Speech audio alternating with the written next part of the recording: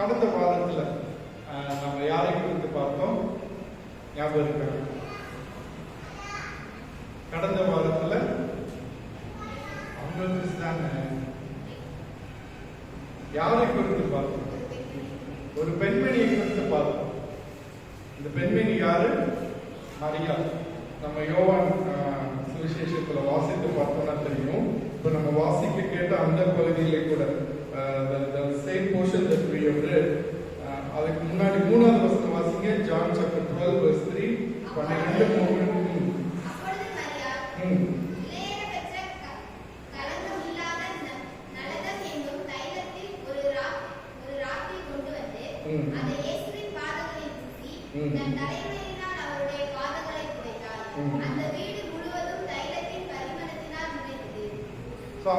அந்த பெண்மணி யாரு?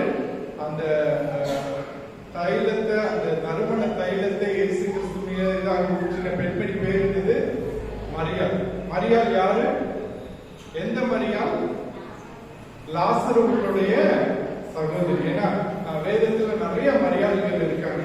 In the New Testament we see many Marys, but this Mary is the Mary of Lazarus' sister.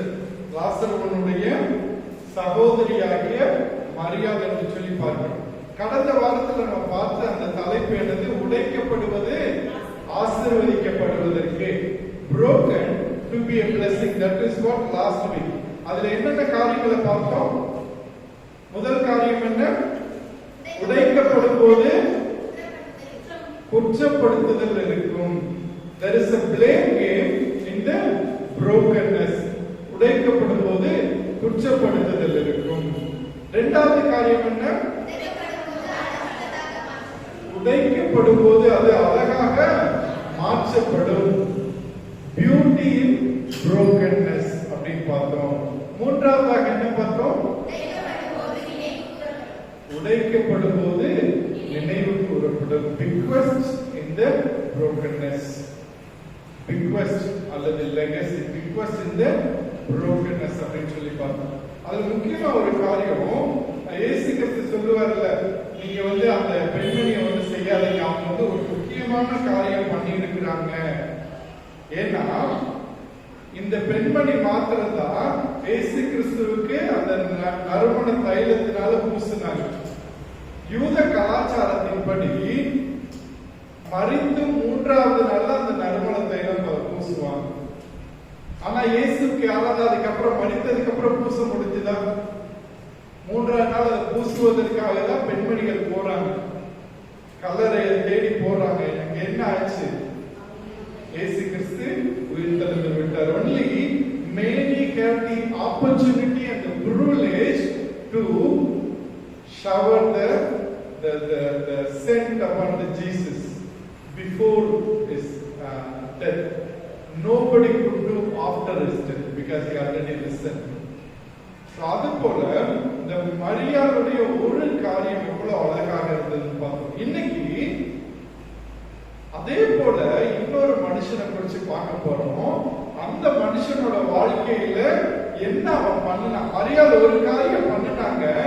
நறுமண தைல குப்பியை உடைச்சாங்க. அது அழகாக மாறினது, அது ஆசீர்வதிக்கப்பட்டதாக மாறினது.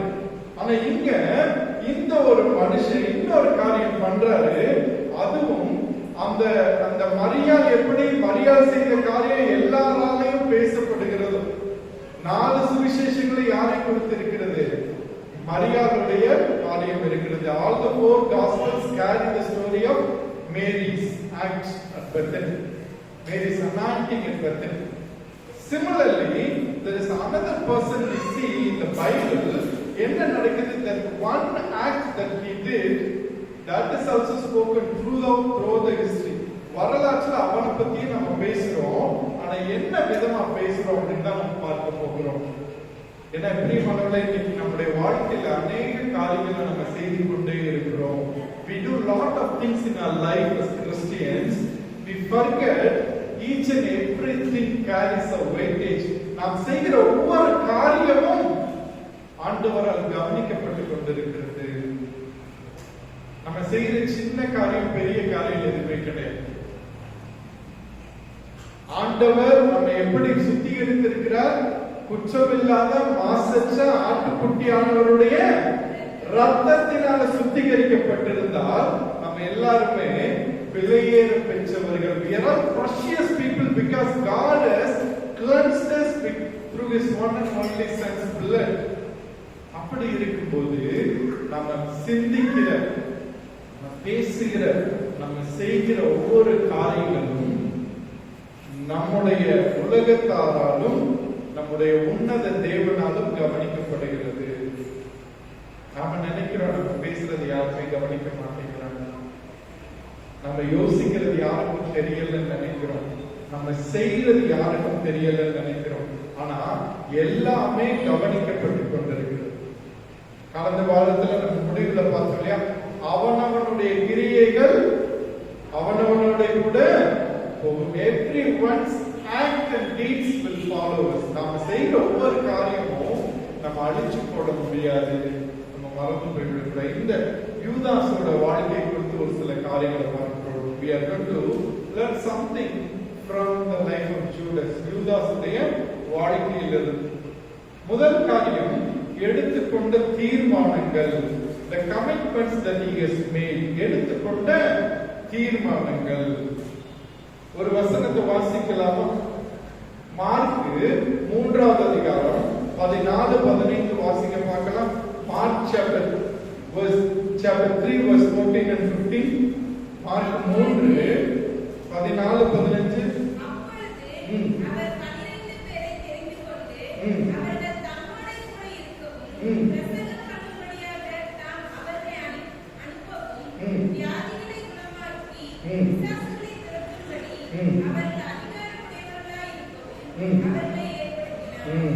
நாம் அதற்கு பின்பதாக பார்க்கிறோம் 17-18 வசனங்கள்ல 19வது வசனம் வாசிங்க.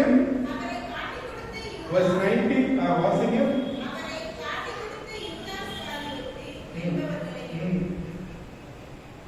இயேசு கிறிஸ்து இந்த உலகத்திற்கு வந்தபோது இந்த உலகத்தை ரட்சிப்பதற்காக வந்தார்.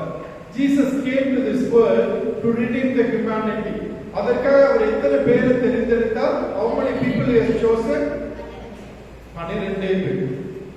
12 பேர். அவர் பெரிய ஒரு ஆயிரக்கணக்கான கூட்டத்தை கூப்பிட்டு, நான் உங்களை எல்லாம் தெரிந்தெடுத்து உங்களை வச்சு நான் இந்த உலகத்தை மாத்த போறேன்னு சொன்னாரா? அறிவாளிகளை தெரிந்தெடுத்து உங்களை வச்சு நான் மாத்த போறேன்னு சொன்னாரா? இல்ல. எத்தனை பேரை தெரிந்தெடுத்தார்? How many people he has chosen? Only 12 people. 12 பேரை மாத்திரம்தான். அந்த 12 பேர்ல யாரும் அடக்கமா? யாரும் இருக்கிறாங்களா? Who is among the 12? One among the 12?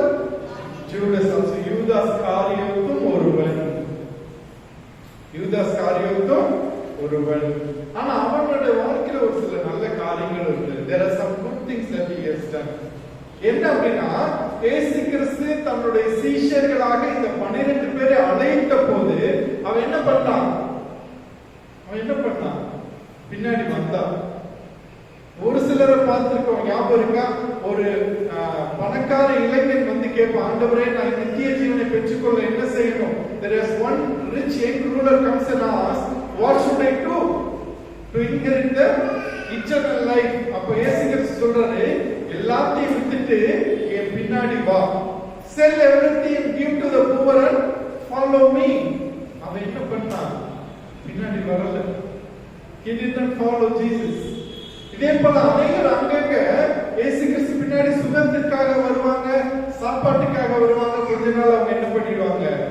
பின்வாங்கி போயிடுவாங்க. There are some people who came to Jesus for healing, for food, for miracles, but after some time they all left Jesus. ஆனா இந்த யூதாஸ் காரியத்து 3.5 வருடங்கள் இயேசு கிறிஸ்துவோடு கூட இருந்தாராம். அவர் செய்த நல்ல காரியம், அவர் எடுத்த தீர்மானம் என்ன? இந்த இயேசு கிறிஸ்துவை பின்பற்றுவேன். I will follow this Jesus. இந்த இயேசு கிறிஸ்துவை பின்பற்றுவேன் என்று சொல்லி அவர் தீர்மானித்தார். அதே போல இந்த ரட்சிப்பின் திட்டத்துல ஒருவராக இருப்பதற்கு தன்னை அர்ப்பணித்துக் கொண்டார். He committed himself to be one among the people who will bring salvation to the humanity. அது மாத்திரமல்ல, he இயேசு கிறிஸ்து அவனை வற்புறுத்தி பயமுறுத்தி இந்த தீர்மானம் எடுக்க வைக்கணும். கரெக்டா? எப்படி சீமோனை கூப்பிட்டாரோ, எப்படி யோவானை கூப்பிட்டாரோ, எப்படியாக மற்ற சீஷர்களை அழைத்தாரோ, அதே போல யாரையும் அழைத்திருப்பார்? யூதாஸ் காரியத்தையும் அழைத்திருப்பார்.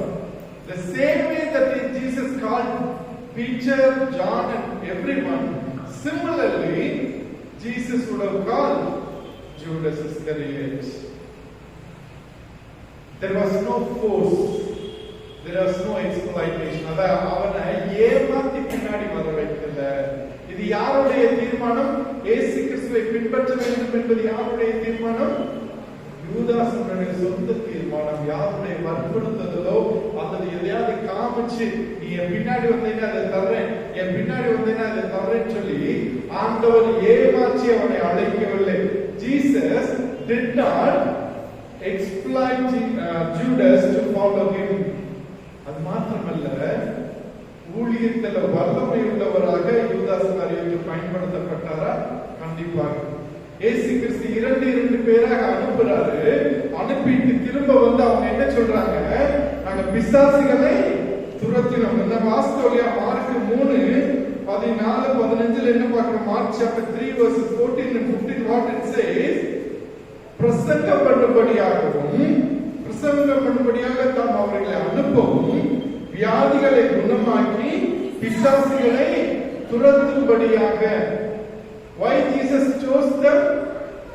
To preach about Jesus, not only that, to do miracles, but also to cast out demons. பிசாசுகளை துரத்தும்படியாக வல்லமை தந்திருந்தார். லூக்கா 9வது அதிகாரம் வசனங்கள் 1-2 வாசிக்க பார்க்கலாம். லூக்கா 9 வசனங்கள் 1-2. வரவழைத்து சகல பிசாசுகளையும் துரத்தவும், வியாதியுள்ளவர்களை குணமாக்கவும், அவர்களுக்கு வல்லமையும் அதிகாரமும் கொடுத்து, தேவனுடைய ராஜ்யத்தை குறித்து பிரசங்கிக்கவும், விஞ்ஞானிகளை சொஸ்தமாக்கவும் அவர்களை அனுப்பினார். யார் அனுப்பினாரு? Whom did Jesus send? யாரெல்லாம் அனுப்பினாரு? எத்தனை பேர் அனுப்பினாரு? How many people Jesus sent? எத்தனை பேர் அனுப்பினாரு? வேதத்தை பார்க்கிறீங்களா? 36 பேர் அனுப்பினாரோ? சந்தேகம் இருக்கா? வேதத்தை பார்க்கிறீங்களா? கரெக்டா தான் எடுத்திருக்கிறோமா? அவர் தம்முடைய எங்கேயோ பார்க்க வேண்டாம். 9வது அதிகாரம் 1வது வசனத்துல 3வது வார்த்தை என்னது? 12. அந்த 12 பேர்ல யாரு ஒருத்தர்? யூதாஸை பத்தி யாருக்கு முன்னாடியே தெரியும்? இயேசு கிறிஸ்துக்கு முன்னாடியே தெரியும். ஆனாலும் வல்லமை கொடுத்து அனுப்பினாரா? Jesus knew who is Judas Iscariot, but even then he is given the power to do miracles. வல்லமையை ஆண்டவர் ஊழியம் செய்கிற வல்லமையை கொடுத்தார். பிரியமானவர்களே, இன்னைக்கு நாமும் கூட இந்த இயேசு கிறிஸ்துவை விசுவாசித்திருக்கிறோம். இந்த இயேசு கிறிஸ்து பின்னாடி செல்வதற்காக வந்திருக்கிறோம். இந்த இயேசு கிறிஸ்து நமக்கும் ஊழியத்தை தந்திருக்கிறார், நமக்கும் பலனை தந்திருக்கிறார். சாட்சி சொல்லுவதற்கு, இந்த தேவனுடைய ராஜ்யத்தை குறித்து மற்றவர்களிடத்துல சொல்லுவதற்கு என்ன தந்திருக்கிறாரு? ஞானத்தையும் வாஞ்சையும் வைராக்கியத்தையும் தந்திருக்கிறார். Jesus has empowered us with his wisdom, with his knowledge, with his power to tell about him. அதுல யாருக்காவது எந்த சந்தேகமாவது இருக்கா? இல்ல. எவ்வளவு பெரிய அற்புதமான காரியம்! இந்த இயேசு கிறிஸ்து யூதாசை எப்படி தெரிந்தெடுத்தாரோ அதே போல நம்மையும் தெரிந்தெடுத்திருக்கிறார். யூதாஸ் பின்பற்றி சென்றான், நாம பின்பற்றி செல்லுகிறோமா என்று சொல்லி யோசித்து பாருங்கள். அவன் நல்ல ஒரு தீர்மானங்கள் எடுத்தான், ஒரு சில நல்ல தீர்மானங்கள் எடுத்தான். ஆனா அவனுக்கு அந்த தீர்மானங்களை எடுத்ததுனால ஒரு சில வாய்ப்புகளும் வந்தது. There were some opportunities that he had. ஒரு சில நல்ல வாய்ப்புகள் வந்தது. யோவான் 8:56 வாசிங்க பார்க்கலாம். யோவான் 8:56.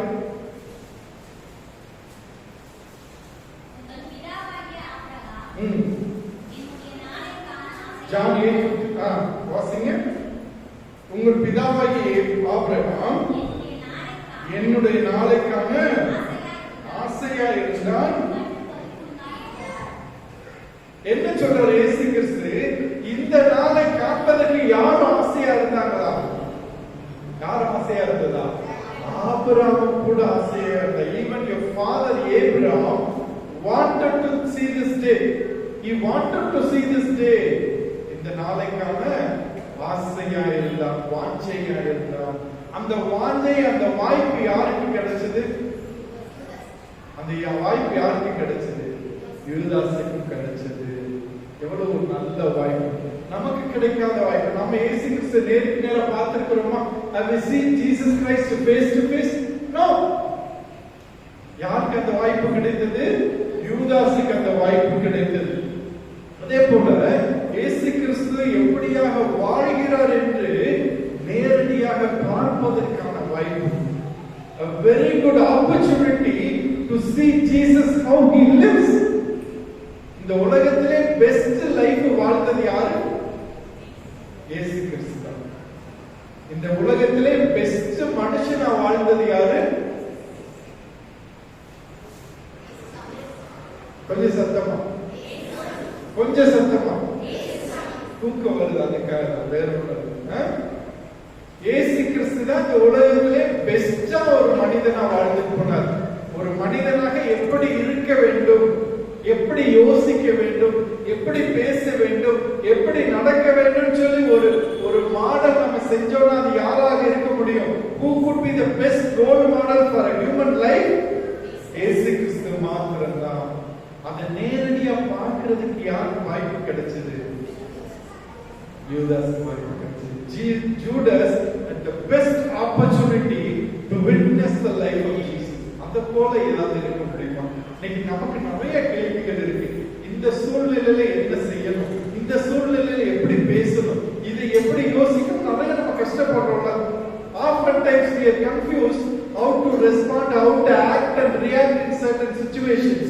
ஆனா யூதாஸ்க்கு எல்லா வாய்ப்புகளும் கிடைச்சது. எதிராளிகளுக்கு எப்படி பதில் சொல்லணும் இயேசு கிறிஸ்து சொல்லிக் கொடுத்தார். எதிரிகளை எப்படி நேசிக்கணும் இயேசு கிறிஸ்து காண்பித்தார். தன்னை சந்தேகப்படுகிறவர்களுக்கு எப்படி பதில் சொல்லணும் இயேசு கிறிஸ்து ஒவ்வொரு நேரத்திலையும் அழகாக காண்பித்தார். அந்த வாய்ப்பு யாருக்கு கிடைச்சது? யூதாஸுக்கு கிடைச்சது. அது மாத்திரமல்ல, யூதாஸ்னால வல்லமையான செய்திகளை, பிரசங்கங்களை பார்க்கிறதுக்கு, கேட்கிறதுக்கான வாய்ப்பு கிடைக்கும். இயேசு கிறிஸ்துவோட மலை பிரசங்கம், இயேசு கிறிஸ்து செய்த அற்புதங்கள். தண்ணீரை என்ன பண்ணாரு? திராட்சை ரசமா மாத்தினார். He turned the water into wine. So many miracles. வார்த்தையினால சுகப்படுத்துறார், குஷ்டரோகியை சுகப்படுத்துறார், திமிர்வாதக்காரனை சுகப்படுத்துறாரு. He did so many miracles. யார் அதெல்லாம் பார்க்கிறதுக்கு வாய்ப்பு கிடைத்தது? யூதாசுக்கு. யூதாசுக்கு அந்த வாய்ப்பு கிடைத்தது. அது மாத்திரமல்ல, இயேசு கிறிஸ்து தன்னுடைய சீஷர்களுடைய கால்களை கழுவும் போது அந்த கூட்டத்தில் யார் ஒருவராக இருந்தது? யூதாஸ் காரியத்தும் அந்த ஒருவராக இருந்தார். யோவான் 13:1 வாசிக்கலாமா?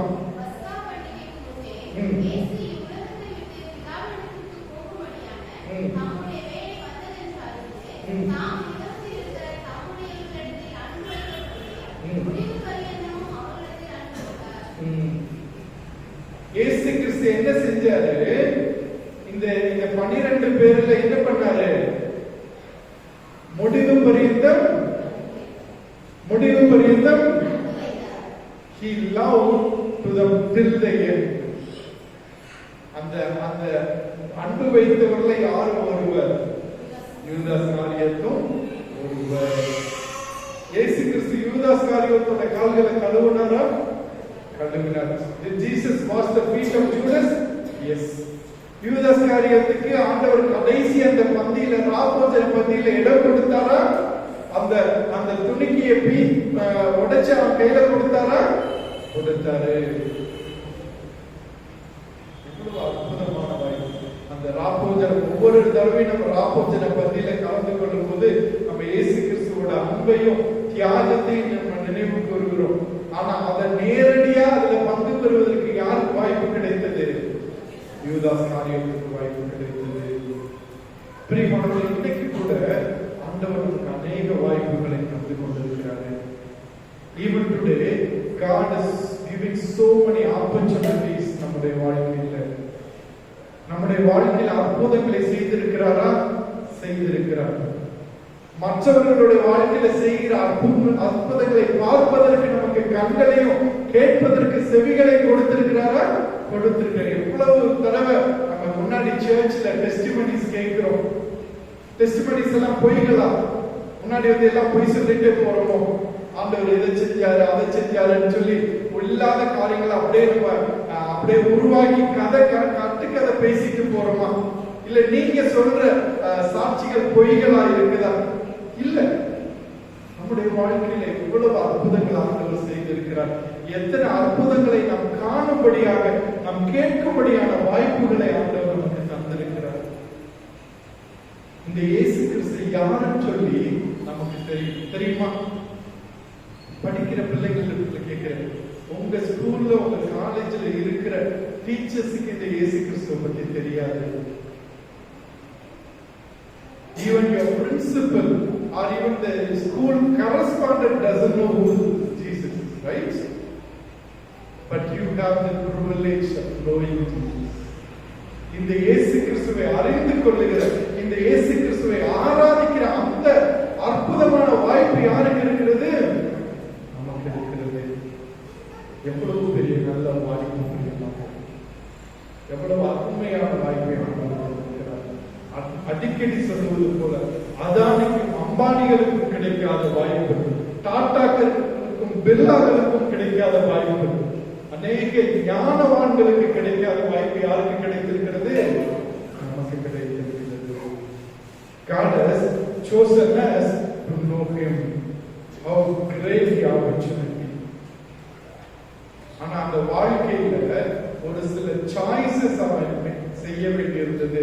ஒரு சில தெரிந்தெடுப்புகளை அவன் தெரிந்தெடுக்க வேண்டியிருந்தது. நம்முடைய வாழ்க்கையில் அநேக வாய்ப்புகள் வரும், அநேக தெரிந்தெடுப்புகள் வரும். அது இப்ப இந்த மாடல் உலகத்துல நம்ம கடைக்கு போனோம்னா, முன்னாடி எல்லாம் கடைக்கு போனா சீக்கிரமா வந்துடுவோம். துணி கடைக்கோ அல்லது ஒரு மொபைல் வாங்குறதுக்கோ கடைக்கு போனா என்ன பண்ணுவோம்? ஏன்னா கம்மியா இருக்கும், ஒரு கடை தான் இருக்கும். அந்த காலத்துல என்னன்னா ஒரு கடை ரெண்டு கடை, அந்த கடைக்கு தான் போவோம், அந்த கடையில தான் வாங்கிட்டு வருவோம். ஆனா இப்ப பக்கத்துல 2-3 கடை இருக்கு. இங்க பிடிக்கலையா அங்க போ, அங்க பிடிக்கலையா திருச்சிக்கு போ, திருச்சிக்கு பிடிக்கலையா ஆன்லைன்ல பாரு. அநேக வாய்ப்புகள். இந்த யூதாசுக்கும் வாய்ப்புகள் வந்தது. அந்த தெரிந்தெடுப்புகளை எப்படி அவன் தெரிந்தெடுத்தான் பார்த்தோம்னா, நம்ம வாசித்த பகுதியில் உலக பிரகாரமாக அவன் தெரிந்தெடுத்தான். He chose according to the worldly things. உலக பிரகாரமாக அவன் தெரிந்தெடுத்தான். யோவான் 12வது அதிகாரத்துல 5-6 வாசிங்க பார்க்கலாம்.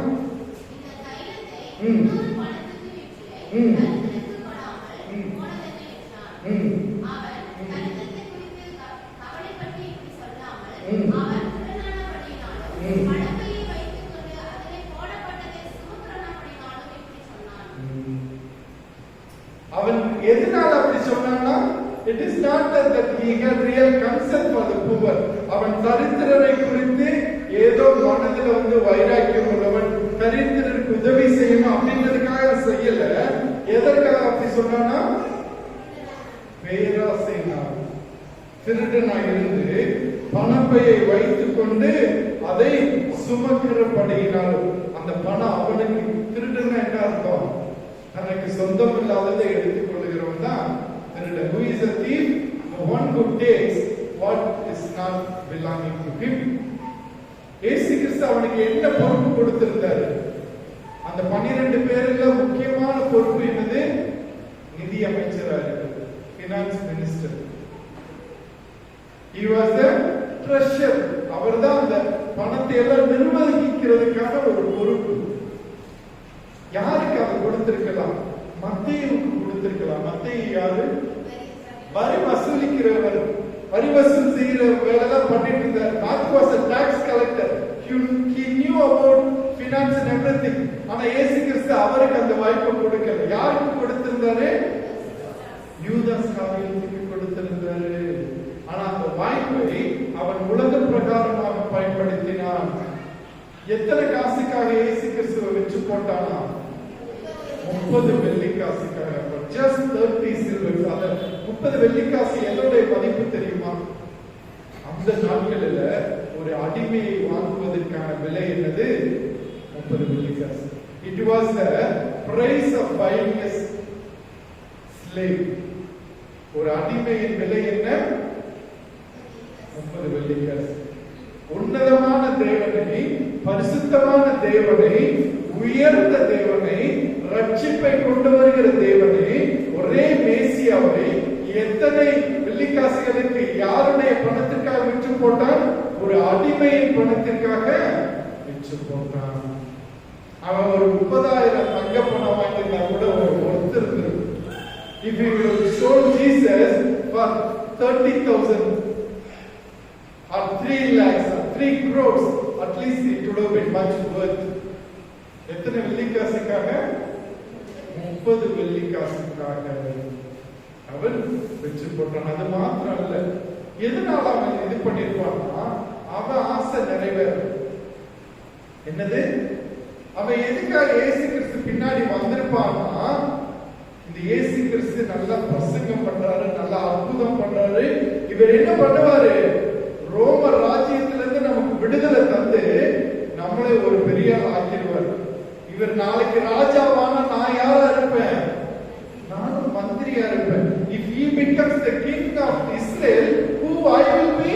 I will be one of these ministers. நான் யாரா இருப்பேன்? the finance minister. நான் தான் இஸ்ரவேல் தேசத்துக்கு யாரா இருப்பேன்? நிதியமைச்சரா இருக்க போறேன்னு சொல்லி தான் 3.5 வருஷம் பின்னாடி வந்துட்டே இருக்கிறோம். 3.5 வருஷமா அவனுக்கு இருந்த ஆசை, இவர் என்னைக்கு ராஜாவாக போறாரு, நிச்சயமா எனக்கு ஒரு பதவி இருக்குன்னு சொல்லி அவன் யோசிச்சுட்டு இருந்தான். ராஜ்யத்துக்காக காத்துட்டு இருந்தான். உலக பிரகாரமான ராஜ்யத்துக்காக காத்துட்டு இருந்தான். அது எப்ப நடக்கலையோ, எப்ப நடக்கலாம், பல நேரங்கள் அவர் ராஜாவை ஆக்கணும்னு மக்கள் முயற்சி செய்யும் போது இயேசு கிறிஸ்து என் வேலை வரவில்லை போயிட்டே இருக்கிறார். Many times people wanted to make him a king. சாப்பாடு கொடுத்து அவர் ராஜாவாக்க ட்ரை பண்ணுவாங்க. When he feeds 5,000, they wanted to make him a king. ஆனா அவர் சொல்றாரு, என்னுடைய வேலை வரவில்லைன்னு சொல்லி சத்தம் இல்லாம காணாம போயிடுவாரு. கடைசியில பார்த்தா என்ன சொல்ல ஆரம்பிச்சுட்டாரு? நான் மரிக்க போறேன், நான் சாக போறேன் சொல்ல ஆரம்பிச்சுட்டாரு. He started telling, I'm going to die in a few days. கொஞ்ச நாள் நான் என்ன பண்ண போறேன்? சாக போறேன். பார்த்தா என்னடா இது? இவர் பின்னாடி போனா என்ன ஆகலாம்? மந்திரியாக தான் போனா ஒரு அமைச்சரி காசு கூட பிரயோஜனம் இல்லையே, ஒன்னத்துக்கும் எதிர்ப்பு இல்லையே அப்படின்னு சொல்லி என்ன பண்ணா, இவரு ராஜாவாக மாட்டாரு, நம்மளும் மந்திரியாக மாட்டோம், பேசாம இவரை காமிச்சு கொடுத்தலாம். இவரை காமிச்சு கொடுத்தா என்ன கிடைக்கும்? கொஞ்சம் காசாவது கிடைக்கும். அவ எவ்வளவு நினைச்சு போகல, கொஞ்சம் காசாவது கிடைக்கும். Because all his desires were not fulfilled, he wanted to sell Jesus. அவனுடைய காரியம் என்ன? கடவுள் ஏன் வழியில வந்தா நான் அவர் வழியில போவேன். என்னது? If God comes my way, I will go God's way.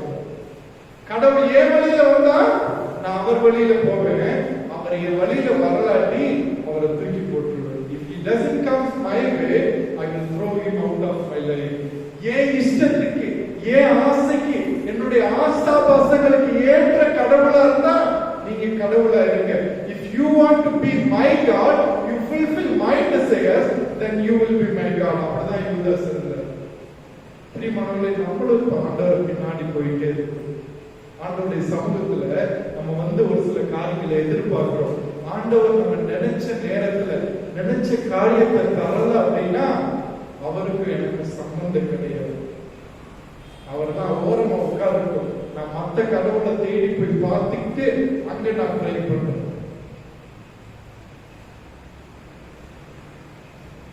ஆண்டவர் நம்முடைய வாழ்க்கையில இன்னைக்கு அவர் ஆண்டவராக இருக்கிறாரா? அவர் நினைத்த வழியில் ஆண்டவரா இருக்கிறாரா? அவர் திட்டமிட்ட வழியில் அவர் ஆண்டவரா இருக்கிறார். அவருடைய திட்டம் என்னுடைய வாழ்க்கையில தோல்வியாக தோணலாம். God's plan may look like it is a failure plan in my life. என் கண்களுக்கு அது தவறாக தோணலாம், அது தோற்று போனதா தோணலாம். God's plan may see in my perspective that is the failed plan. ஆனா ஆண்டவருடைய திட்டம் அது நிறைவேறும் போது அது நான் தோன்றது போல இருந்தாலும் அவர் ஆண்டவராக இருக்கிறாரா? அவரை நான் ஆண்டவராக வைத்து ஆராதிக்கிறேனா? இந்த சங்கதான் தவறி போனது. கடவுளே, நான் சொல்றதை நீங்க கேட்கிறவனுக்கு நீங்க தான் எனக்கு கடவுள். என் இஷ்டத்துக்கு நீங்க செஞ்சீங்கன்னா நான் எப்ப ஜெபிக்கிறோனோ உடனே கிடைக்கணும். நான் எப்ப சொல்றேனோ அப்ப அது நடக்கணும். நான் எப்ப இது வேணுங்கிறனோ அது உடனே கிடைக்கணும். நம்ம பிள்ளைங்க சொல்லுவாங்கல்ல, ஒரு சில நேரம் நம்ம அவங்கள்ட்ட எது வாங்கி கொடுக்காம போயிட்டா என்ன சொல்லுவாங்க? என்ன சொல்லுவாங்க சொல்லுங்க. நான் கேள்விப்பட்டிருக்கேன். நீ எல்லாம் ஒரு அம்மாவா? நீ எல்லாம் ஒரு அப்பாவா? நீ எல்லாம் எனக்கு அப்பாவே கிடையாது, நீ எல்லாம் அம்மாவே கிடையாது. You are not my father, you are not my dad, you are not my mom. நம்ம எப்ப அவங்களுக்கு கொடுக்கலையோ அவங்க என்ன பண்ணுவாங்க? கோபப்பட்டு என்ன சொல்லுவாங்க? எனக்கு வேண்டாம், எனக்கு இந்த அப்பா வேண்டாம், எனக்கு இந்த அம்மா வேண்டாம். ஆனா நம்ம எதுக்காக நம்ம கொடுக்காம இருப்போம்? அவங்க வெறுக்கிறதுனாலயா? அவங்க கெட்டு போகணும்னால கொடுக்காம இருப்போமா? அவர்களை விட ஞானம் நிறைந்தவர்களாக அவர்களுக்கு நல்லது மாத்திரமே செய்யணுன்றதுக்காக என்ன பண்ணுவோம்? அதை தடுத்து வைப்போம். அதே போல ஆண்டவர் நம்முடைய வாழ்க்கையில எதையாவது தடுத்து வச்சாருன்னா, ஆண்டவர் எதாவது தராம இருந்தாருன்னா, அப்ப நம்ம ஆண்டவர் தூக்கி போட்டுருவோம். யூதாஸ் அந்த காரியத்தை தான் செஞ்சான். யூதாஸ் அந்த காரியத்தை தான் செஞ்சா. இன்னைக்கு ஆண்டவர் நம்முடைய வாழ்க்கையில அவரோட வழியில் ஆண்டவராக இருக்கிறவர். Is he the God in his own way? அல்லது என்னோட வாழ்க்கையில நல்லது நடக்கிறப்ப மாத்திரம், என்னுடைய வாழ்க்கையில அற்புதம் நடக்கிறப்ப மாத்திரம், என்னுடைய வாழ்க்கையில நான் நினைக்கிறது நடக்கிறது மாத்திரம் அவர் கடவுளா இருப்பாரு, நான் நினைக்கிறது நடக்கலாட்டி அவர் கடவுளா இருக்க மாட்டாருன்னு சொல்லி நான் ஒதுக்கி வைக்கிறேனோ யோசித்து பார்க்கலாம். நான் நினைத்தபடி கடவுள் இல்லாட்டி அவர் கடவுளே இல்லைன்னு சொல்லி நான் தூக்கி போடலாம். இதோட அவனோட வாழ்க்கை முடிஞ்சு போட கடைசியா இந்த எதிர் விளைவுகள் the outcomes he embraced. அவனுக்கு இரண்டு வாய்ப்புகள் இருந்தது.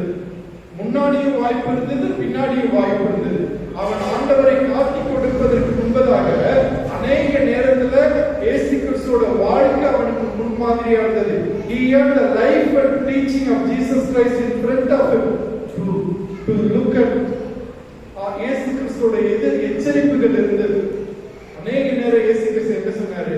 உங்கள ஒருத்தனையே காட்டிக் கொடுக்கும். நான் யாரு, இதை நான் என்னுடைய அப்பத்தை பிச்சு யாருக்கு கொடுக்கிறனோ, யாரு என்னோட கூட போஜனம் பண்ணுகிறார் அவனையே காட்டிக் கொடுப்பான். Many times Jesus warned about Judas, the one who is sharing the bread will betray me. Many times he said, one of you is going to betray me. சொல்லிட்டே இருந்தான். நான் அதை கேட்கவே இல்லை. அது மாத்திரம் இல்லை, கடைசியா இயேசு கிறிஸ்து கால்களை கழுவி வாப்போஜன பந்தியில கூட ஒரு வாய்ப்பு கொடுத்தாரா? கொடுத்தார். Even at the last minute he gave a choice, but he didn't. அவர் திரும்பவே இல்லை. அதுக்கப்புறம் பின்னாக அவன் காட்டி கொடுத்ததுக்கு அப்புறம் அவனுக்கு வாய்ப்பு இருந்ததா? வாய்ப்பு இருந்தது. என்ன வாய்ப்பு இருந்தது? மனம் திரும்புவதற்கான வாய்ப்பு. ஏன் தெரியுமா? இதே இயேசு கிறிஸ்து என்ன சொல்லியிருக்கிறாரு? இளையகுமாரனுடைய கதையை சொல்லியிருக்கிறாரு. The same Jesus has told about the story of the lost son who comes in search of the father's love.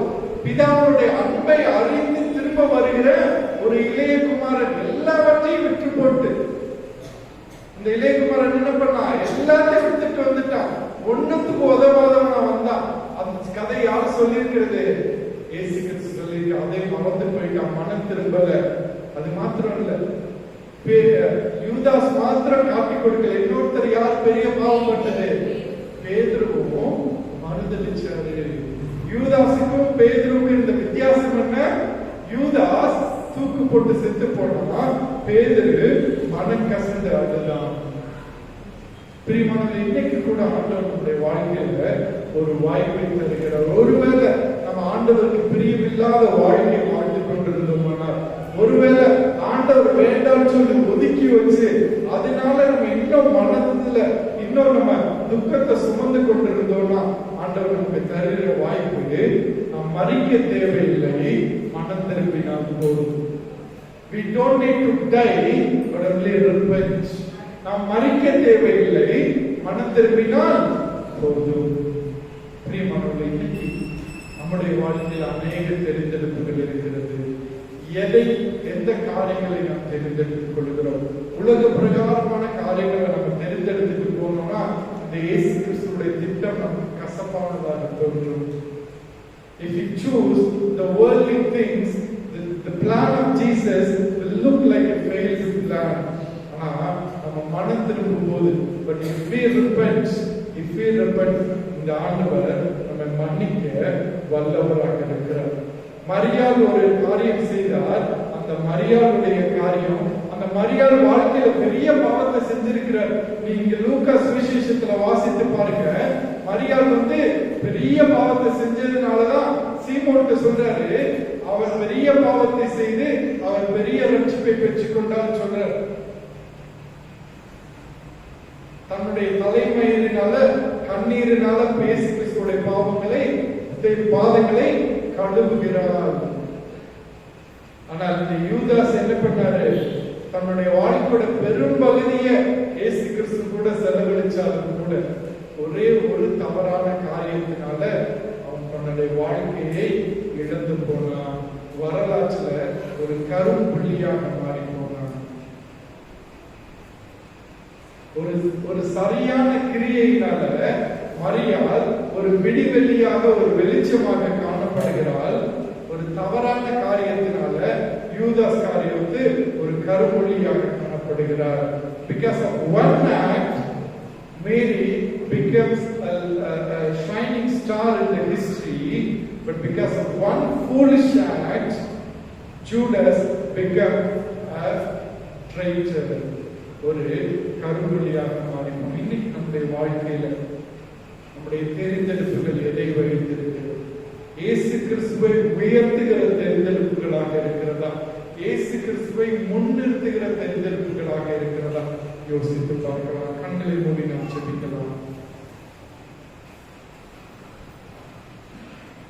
பிரியமானவர்களே, நம்முடைய தெரிந்தெடுப்புகள் ஏதோ ஒரு பெரிய திட்டத்துல நம்ம தெரிந்தெடுப்பது கிடையாது. It is not suddenly we choose a big thing. சின்ன சின்ன காரியங்களை நாம் தெரிந்தெடுப்பது. Even a smaller choice will guide me to the bigger choices. சின்ன சின்ன காரியங்களை நான் தெரிந்தெடுப்பது என்னுடைய வாழ்க்கையில பெரிய காரியங்களுக்கு தெரிந்தெடுப்பதற்கு வழி நடத்தும்.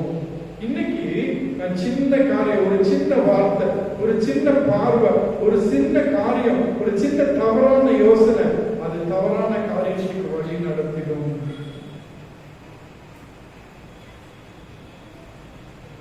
நம்முடைய உறவினர்கள் மத்தியில, இந்த உலகத்தார் மத்தியில இயேசு கிறிஸ்து நம்முடைய கடவுளாக இருக்கிறார். நம்முடைய கடவுளாக இருக்கிறார்.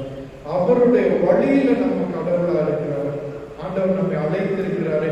God has called us and chosen us to be his disciples. அவருடைய சீஷர்களாக நம்மை அழைத்திருக்கிறார். நாம தீர்மானம் எடுத்து அவரை பின்பற்றி கொண்டிருக்கிறோம். நமக்கு அநேக நல்ல வாய்ப்புகளை தந்திருக்கிறார். He has given so many great opportunities அவரை குறித்து அறிந்து கொள்வதற்கு. ஆனால் நம்முடைய தேர்ந்தெடுப்புகள் எதன் அடிப்படையில் இருக்கிறது? நம்முடைய சாய்ஸஸ் எதன் அடிப்படையில் இருக்கிறார்? What basis we choose whether small or bigger things? சிறு காரியங்களோ அல்லது பெரிய காரியங்களோ எதன் அடிப்படையில் நாம் தெரிந்தெடுக்கிறோம்? தேவனுடைய வார்த்தையின் அடிப்படையில், தேவனுடைய வாக்கு தத்துவங்களின் அடிப்படையில், தேவனுக்கு ஏற்றபடி நாம் தெரிந்தெடுக்கிறோமா அல்லது உலக பிரகாரமாக நாம் தெரிந்தெடுக்கிறோமா? கடவுள் என் வழியில வந்தா நான் அவர் வழியில போவேன்னு சொல்லி இன்னும் முரட்டாட்டம் பண்ணி கொண்டு இருக்கிறோமோ?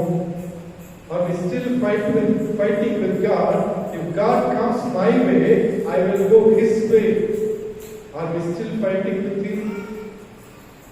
அல்லது நாம் அவருடைய சித்தத்திற்கு நாம் விட்டு கொடுக்கிறோம்.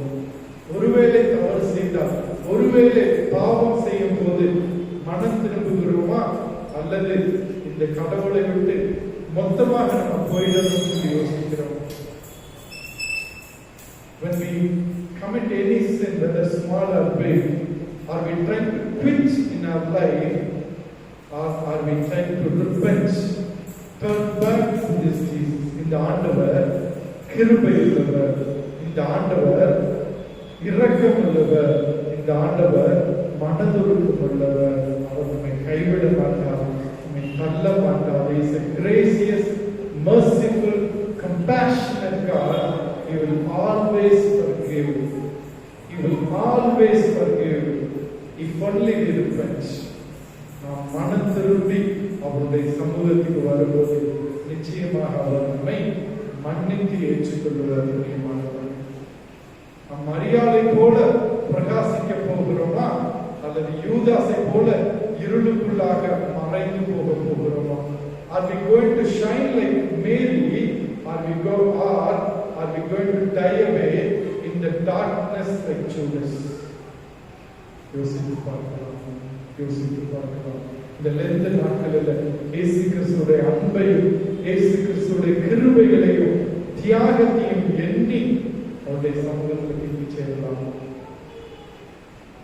இரக்கமும் கிருபையும் மனதிற்கும் நிறைந்த நல்ல ஆண்டவரே, நாங்கள் நன்றி செலுத்துகிறோம். இந்த மதிய வேளையில கூட ஆண்டவரே, நாங்களுடைய சமூகத்துல உங்களுடைய பிள்ளைகளாக வந்திருக்கிறோம். எங்களை உங்களுடைய பிள்ளைகளாக, சீஷர்களாக, பரிசுத்தம் உள்ளவர்களாக ஆண்டவரை நீங்கள் அழைத்த கிருபைகளுக்காக நன்றி செலுத்துகிறோம். இது மாத்திரமல்ல, உண்மை அறிந்து கொள்ளவும் உண்மை ஆண்டவரை பின்பற்றக்கூடிய நல்ல வாய்ப்புகளை நீர் எங்களுக்கு தந்தீர், நல்ல சாக்கியங்களை நீர் எங்களுக்கு தந்தீரே நன்றி செலுத்துகிறோம். ஆனால் ஒரு சில நேரங்கள் எங்களுடைய வாழ்க்கையில எங்கள் தவறான காரியங்களை தெரிந்தெடுத்து விட்டோம்.